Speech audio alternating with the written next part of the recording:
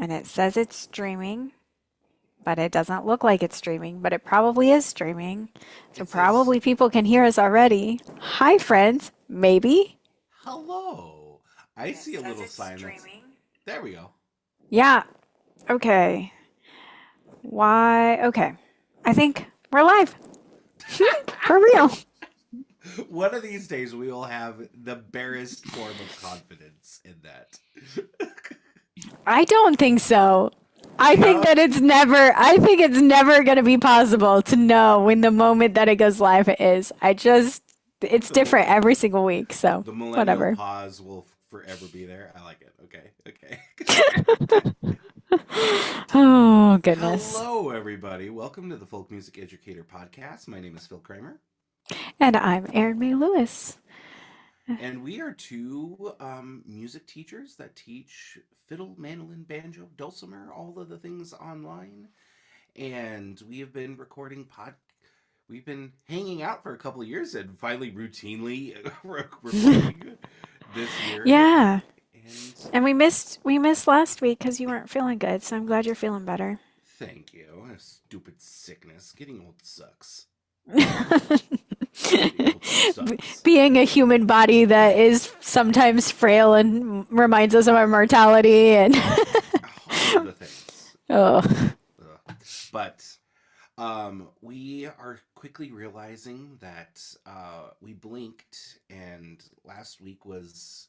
It felt like last week was like New Year's, and now it's the middle of April.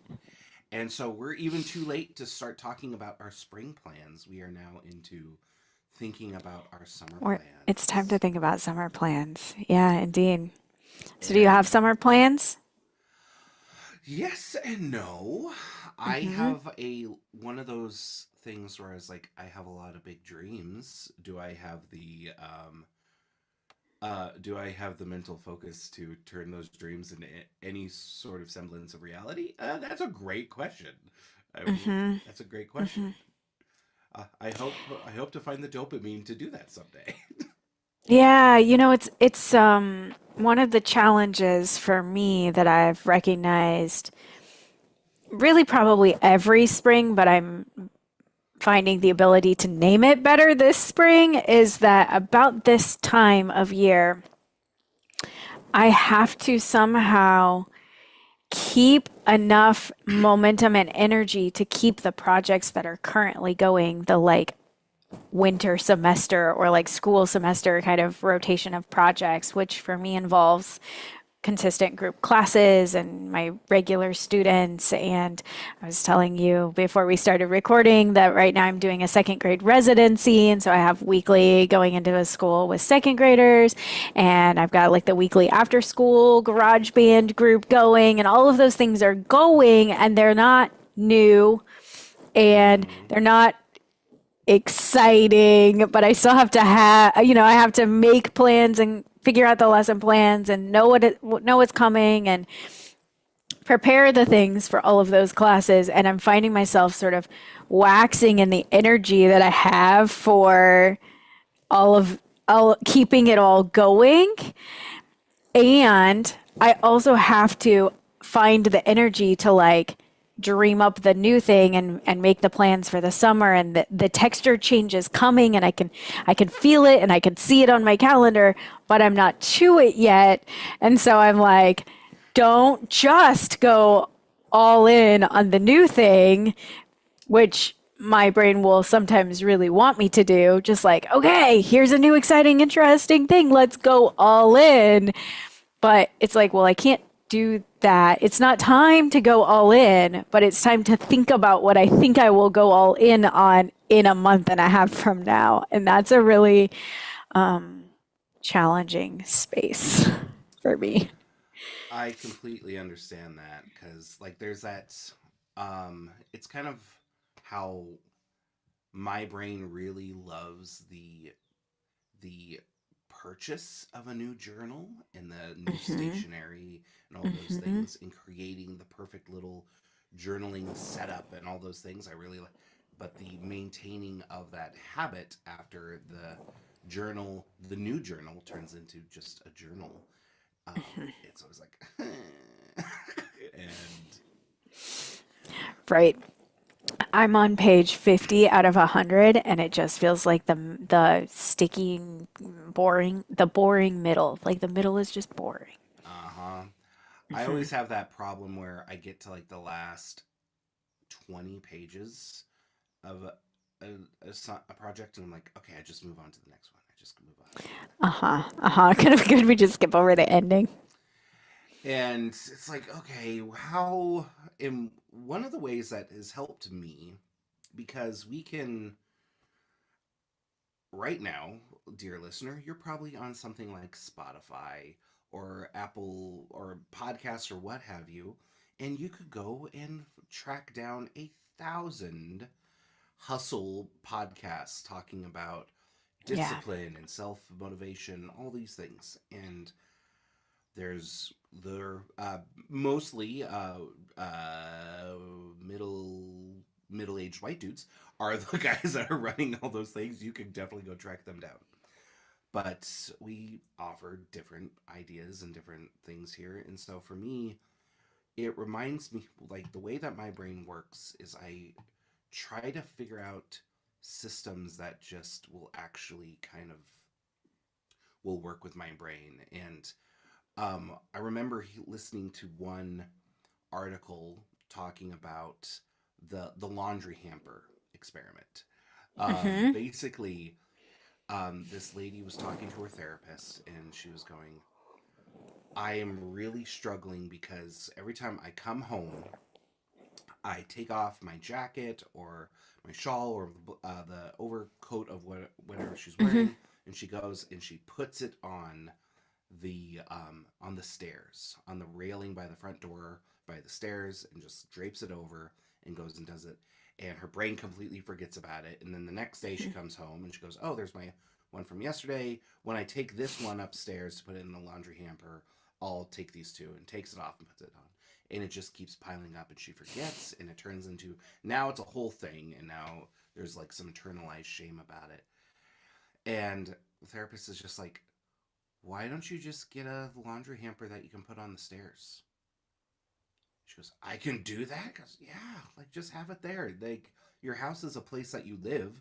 Just put it on the stairs. And if it really embarrasses you to have people know that what you do, just take it off. Like put it in the closet when you have company come over. That's just a step that you take. But you can Or put it, just choose a cute basket. right, or choose a cute basket. Exactly. And so for me, a lot of the time I have to think about like, oh, I always like to move on to the next thing. Can I build in a system of just like, oh, maybe the last 15, 20 pages of my journal or for future me when I come back to read my old notes and I can put in notes about things that I thought about or had reread or Mm-hmm. things like that. And so I'm trying to really find my when creating my plans coming forward this summer, Mm-hmm. what are the realistic things that I know about my temperament and all these things to better encourage the qualities that I already have instead of trying to guilt trip myself into systems that I don't think will necessarily work out for me in the long run. They're just not that attractive to me. Mm-hmm. So That sounds nice. I don't know. Does that sound like black magic or does that sound reasonable? Oh, it sounds like black magic to me because my desk is completely filled with me being like, "Ooh, I have an idea for a project. Ooh, I have an idea. Ooh, I have an idea. Ooh, just pages and pages of all the things that I'm gonna someday start the next exciting and interesting thing, along with like an embarrassing pile of, I don't know if I can show you this, but an embarrassing pile of sticky notes. These are all sticky notes that have something that's not very long that I need to do to wrap up one of the existing projects. Okay. So, So I have a system. My system is I have a notebook for new ideas and sticky notes for things that I really should someday finish. hey, we all have our idea. We have our systems. I have a system. One time I was talking to a like business coach person about how I need a system for responding to emails because I'm not great at doing that consistently. And I described to her how it currently works, and she goes, "Well, that sounds like a system. I think you have a system. It just might not be a good one." I was like, "Well, okay." So it did help me realize that, like, anytime you have a way that you do it consistently, it is a system. So, like, I have a system, but it isn't necessarily a very good system sometimes for, I don't know, for organizing the chaos that is my existence. But at the same time, I think that having the thing to do as a wrap up, having the new idea, having the thing that's consistent that I have to do, it does, it is part of what allows me, I think, to like operate a business without becoming bogged down constantly. Because it's like, yes, I'm never at the end. I'm never at the end of my to-do list. My desk will never ever be clear. I think it was clean like the day I left for Europe last summer because I had to figure out which things on my desk needed to come with me and everything else could get thrown away or put away. But other than that, like my desk just it isn't going to be cleaned off. There's always going to be projects that still need a couple more finishing touches, all the new ideas for projects I have that I'll someday do, the little like things that are in the middle. It's all going to always be there kind of chaotically on my desk. But maybe that's okay. I think there is a certain level of embracing the chaos and just Mhm. knowing that that's a part of your workflow Mhm. and being willing to just jive with it. Just like, okay, Mhm. this is my life. And Right. And I think that's the thing to me that like when you describe like, oh, well, I'll just build into my future schedule whatever. I think I just am always going to exist with like chaos is part of the some amount of chaos is how I schedule my life. And I'm probably not going to overcome it. I'm probably not going to find a new way of scheduling that's going to make it less chaotic. It's probably just how I exist.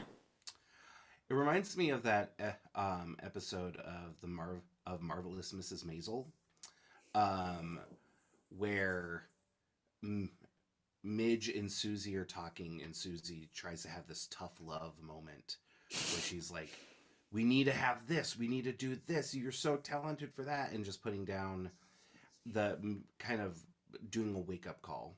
And Hmm. Midge responds with, "You need to understand that sometimes, if you want the funny, you're going to have to deal with me coming over and crying.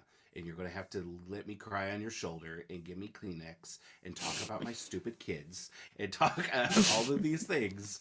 And just understand that that is part of the Part of finding the humor and part yeah, of the the main magic.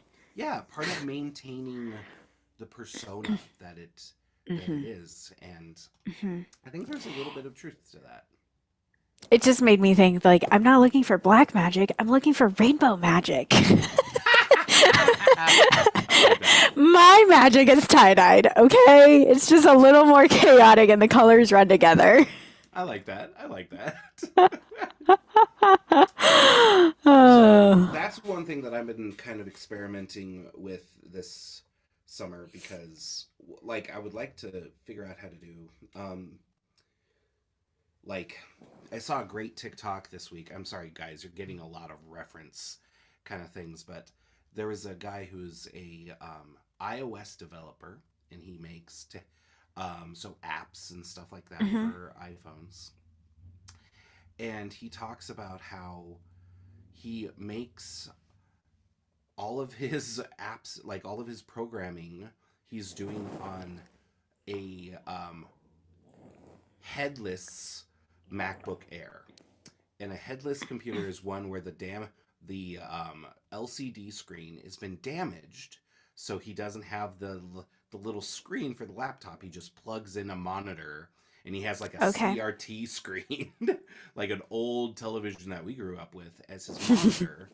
He plugs that in, and he goes, "One of the reasons I do this is because um, I don't want to give Apple any more money than I need to.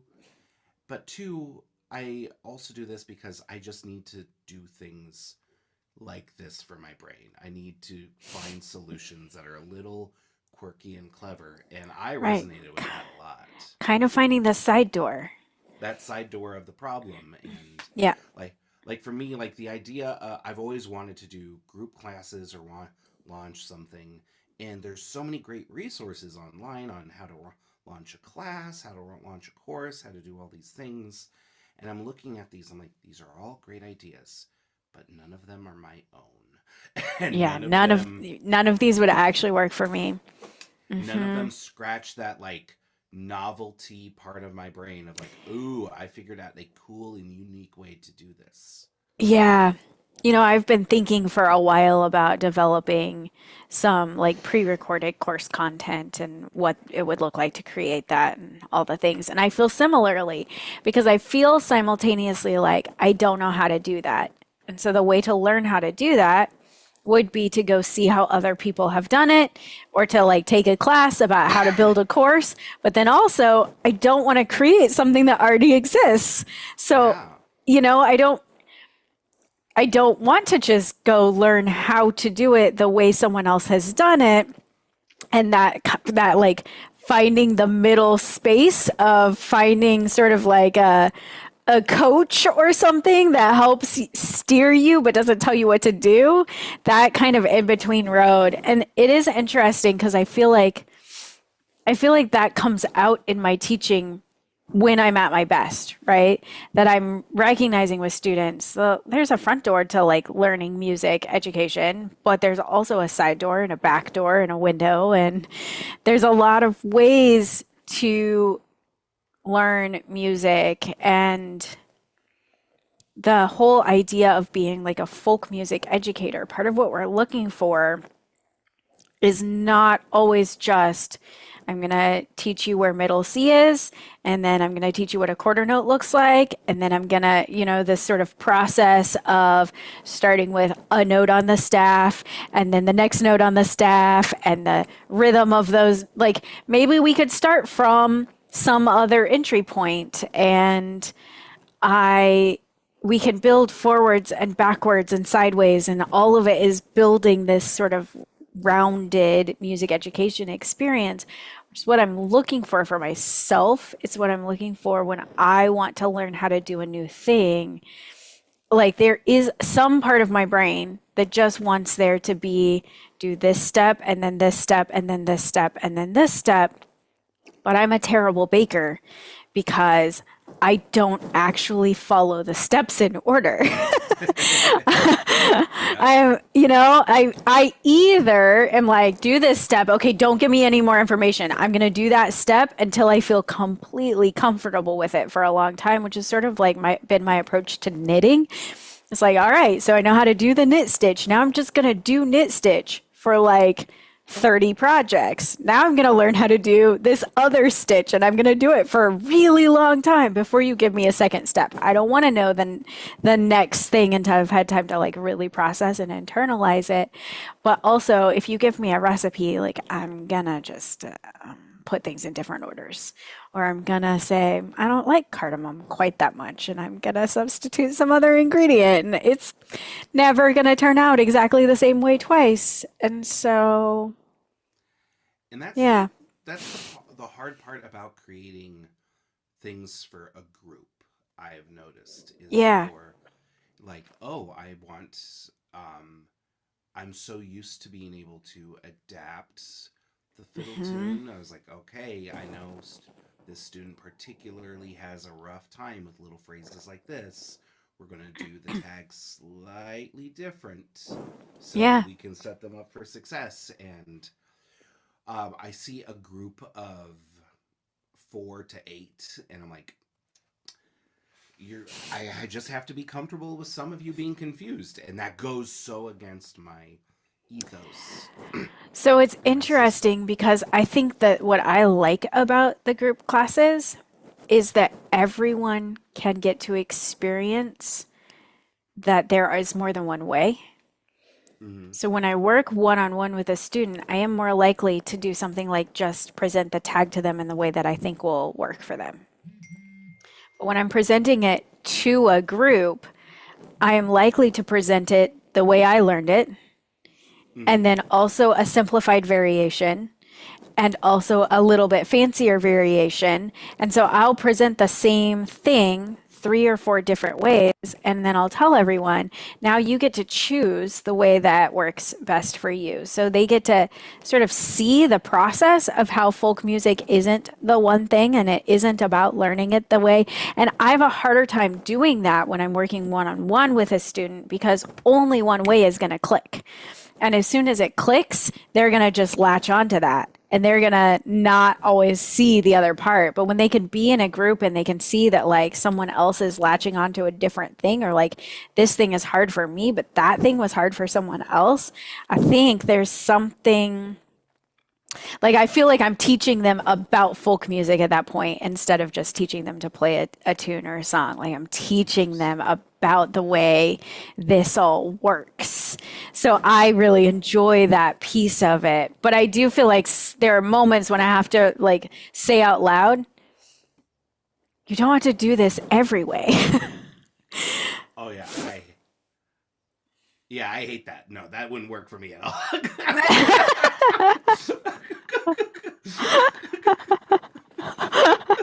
Like, no, like that. Like, oh, now we have two problems to fix. Panic. Two problems for the same thing. Great. Uh-huh. Uh-huh. uh, so, but those are the things that I think. What's fun about this is it matches up, and different people have different things, and I don't know. Mm-hmm. And in the same, the kind of the same boat that you were talking about earlier, of I don't want to make something that people already do. That's kind of one of the Yeah. thing. Like it's like okay, there are so many. There are a lot of systems right now for online education that are kind of Mm-hmm. doing a good hold of the market. You know, whether it's Artist Works or Yeah. things such as that, and it's like, and I don't know, like the way that I developed my online studio in the first place is I reached out to four different people that I knew had expressed interest in learning music at the time, and it was still at the height of the pandemic, so we're all kind of Yeah. still stuck at home. And I offered a month of free lessons to each of them, and that helped kind of like okay, figure out how to use the technology in a good way, figure out what I needed to do. And then after that, I had a good suite of clientele. All four of them stayed with lessons and Mm-hmm. paid a affordable price. And I'm just like, okay, how can I replicate that with a different group? How do I replicate Mm-hmm. that? Do what do I do? How do I do it? Mm-hmm. And Mm-hmm. I don't know. I always start. I think my little quirkiness that I want to do is start with that kind of acts of service kind of space that I usually start, which is always hard when you run a business because it's like, oh, Well, I think though, like what I feel when you say that in my like stomach where I feel the things, is like if I'm charging someone full price, whatever I think that is, or I'm charging an amount for something, then I don't feel like I have permission to do it badly. It's like I have to have already learned the whole thing, right? So I have to go through the whole learning process behind the scenes before I present it to anyone. Because if you're going to give me money for this, then I don't want anyone to be disappointed. And I'd rather not do the thing than let someone be disappointed by the experience, or have to deal with that after the fact. So I'm just mhm, like, nope, I have to figure out all the things ahead of time, which definitely keeps me from trying new things sometimes because it is the thing that is the perennial thing of making mistakes is fine and normal, and there is no such thing as perfect, and you will not get it right on the first try, and you have to play it badly in order to play it well, and all the things that I know and I tell my students every single day. And then I also really bear down on myself on like, nope, you have to have already figured it all out. But the model of this is a thing I would like to learn, and I would like to learn it in community. And so, Hmm. as part of my learning process, I'm going to also include some other people in the learning of it. And there isn't going to be an exchange of money. There's going to be an exchange of like the community experience in doing it. And my expectation is that you'll give me some feedback and help me learn the thing, Yeah, and that I will be sharing with you the knowledge that I do already have about, the skill set, but I don't necessarily have the structure figured out or the format figured out or the systems in place yet. exactly. And honestly, like I think it was that's kind of how I feel too. Like I want to if I'm doing it for free, like it's totally okay if there's a little bit of awkwardness as there's that Hmm. growing and that figuring out of what's working, what And isn't. it's like if you're really disappointed, then you got what you paid for. Exactly, exactly. Yeah. Um, Yeah. but and honestly, there's nothing stopping from donation systems and all that stuff. I've been thinking Hmm. about payment systems too because I remember, I believe it was Jamie Stone, the banjo player, who their last several albums um, they released for free, and Hmm. but it was donation only, Hmm. and they made significant way more money on a donation system than they ever did actually monetizing any of their previous albums. Hmm. Because some people, yeah, which Yeah. is really telling. Yeah. Yeah, my friend Martin Gilmore just recorded an album called Trade Songs, and it's all like working songs, songs about trades. Yeah. But he did a play on words in his marketing of it too, and he said it's an album of trade, and so I would like you to trade something with me for the album. So come up Ooh. with something that you want to trade, and or you can trade cash. Like here's the button that you can press if you want to trade dollars for this album, but it's a trade album. And so come up with something to trade for me I like that. with it. And I thought that's so cool. That is cool. What a fun way of cultivating the community experience too, you Oh know? yeah. And Yeah. I didn't know you knew Martin. Yeah, Yeah, Martin he's a Cheyenne, Wyoming kid just like me. that makes sense. Yeah, yeah, yeah. So we never went to Hmm. school together or anything. He was a little bit older, but we definitely ran into each other and chatted from time to time, which was Yeah, cool. yeah. He was in Denver when I was out there for like a month after I graduated from college and we connected, and so, yeah. Nice. Good good dudes. It's always nice Yeah. to it's such a small sphere where It is a small world. it's so small. But I think that's I do think there's a little bit of truth in the sense that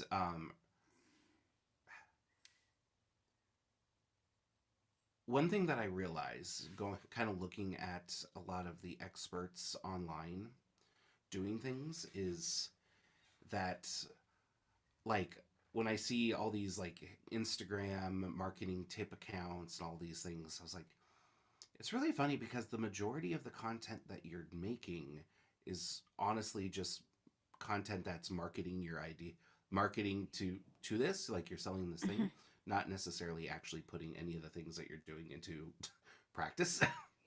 Mm-hmm. And I've noticed that there's a lot of typically with a lot of review accounts, whether they're reviewing things like that, there's a lot of that bias that's coming in. Like, oh, this product isn't that helpful to me in the work that I do, though even though my entire job is literally to like review electronics, like of course this product that was built with a very specific use case isn't necessarily perfect for me. and but they're the most vocal ones there. And I think it's very easy for us to walk in and see what is working for others and thinking that that is the secret, that is the way Yeah, to do it. right. I was chatting with a student this week who was feeling very frustrated when they went and saw their spouse perform, that it just looked so effortless for them to perform. And they go, Hmm. I do think there's a certain level of talent and so on and so forth that goes in. And I had to tell him that for me, that I do believe that idea of musical talent is real, but we diagnose it as something that's different. That to me, talent is more closely tied to temperament. Hmm. It's the best classical violinists I knew ended up getting there not necessarily because they were all that more disciplined than anyone else when they were focused with when they were presented with new opportunities of dopamine and all those things. They had just as bad self-control as I did. It was the fact that their temperament was like, I prefer to go and sit in a little practice room for hours upon hours upon hours every day, and just my entire thoughts and processes is dedicated to this. And Hmm. so like the system really rewarded their temperament Hmm. in Hmm. that way. And I had to remind my student, I was like, you have a lot of really good musical gifts and a lot of things that you're good at and all that stuff. It's just that match your temperament and match all those things. Hmm. It's just unlucky that those things aren't as highly prioritized in the way that we kind of Consume. structure our Hmm. consume and structure and all that stuff. Hmm. And as a person who is trying to run my own business, man, does that resonate with me, because I'm like, ooh, there's a lot of things that I would be doing a lot better if I had temperament to, or natural talent, natural temperament to kind of Hmm. engage with them. But it's certainly just not something that I do. And I don't know, that is learning, kind of recognizing that for myself has been a lot better, and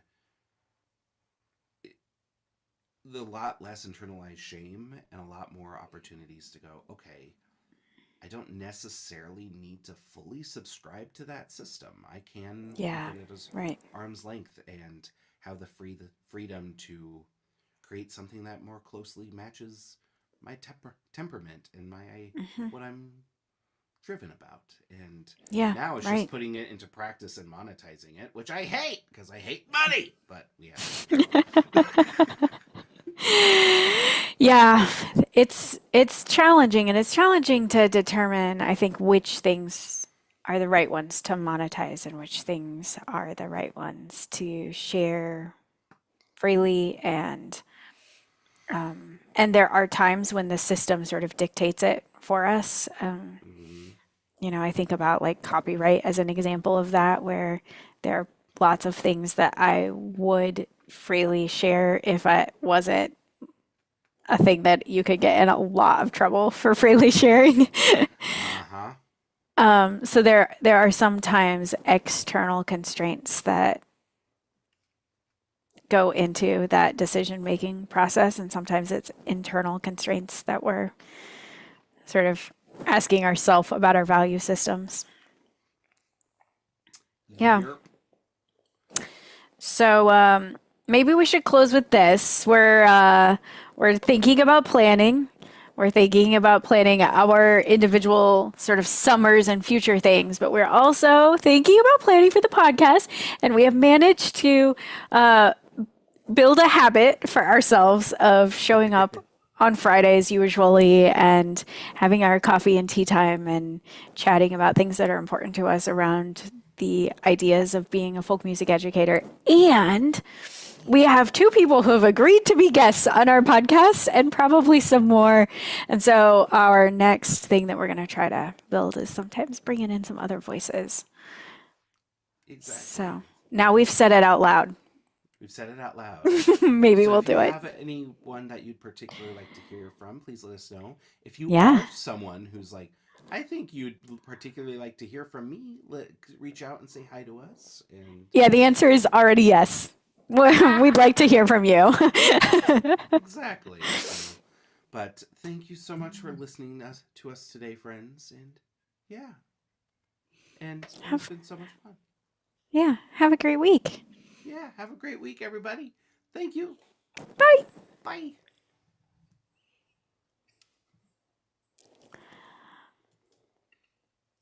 I don't know what buttons to press to stop it. It's coming.